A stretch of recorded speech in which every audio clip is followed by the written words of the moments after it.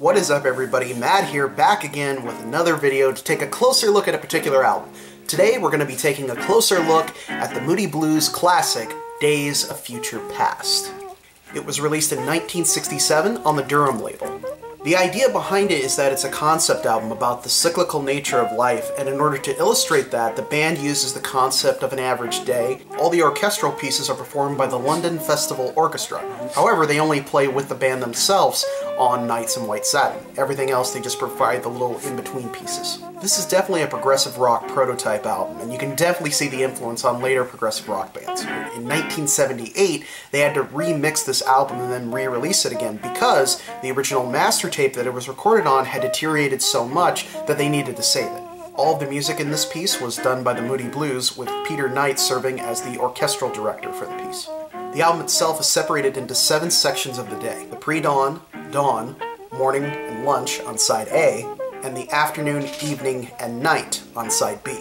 Obviously, the big single on this album was Nights in White Satin, which reached number 2 on the US Billboard charts. What I love about this piece is that it's staged more like a musical, and it's much easier to get into than some other progressive rock albums. It's laid out much more like a musical, and it's easier for you to visualize what's going on with the artistic things that they're trying to get across in the lyrics, and the album cover definitely helps out as well. The songs themselves are really fantastic. Don't limit yourselves to the singles, especially Nights in White Satin. I'm not saying that's not a good song. It's an amazing song, but there's also some other really incredible pieces on here. You have to listen to it as a whole, though. You have to start it from beginning to end. One of my favorite pieces on it is the opening and closing narration on it. The poems that they say are absolutely beautiful.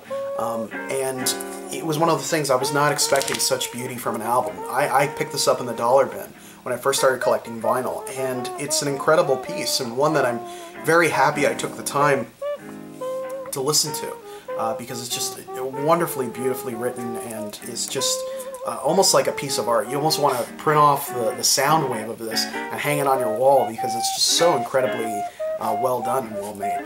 The album art was done by David Ansey, and he did an incredible job of pretty much incorporating every song into that one particular cover. Obviously, the standout song from this album is Nights in White Satin. It was so popular that at the short-lived Hard Rock Park, they had a ride based on Nights in White Satin. But that's another video for another time. That's all I have to say about the Moody Blues, Days of Future Past. I will see you guys next time.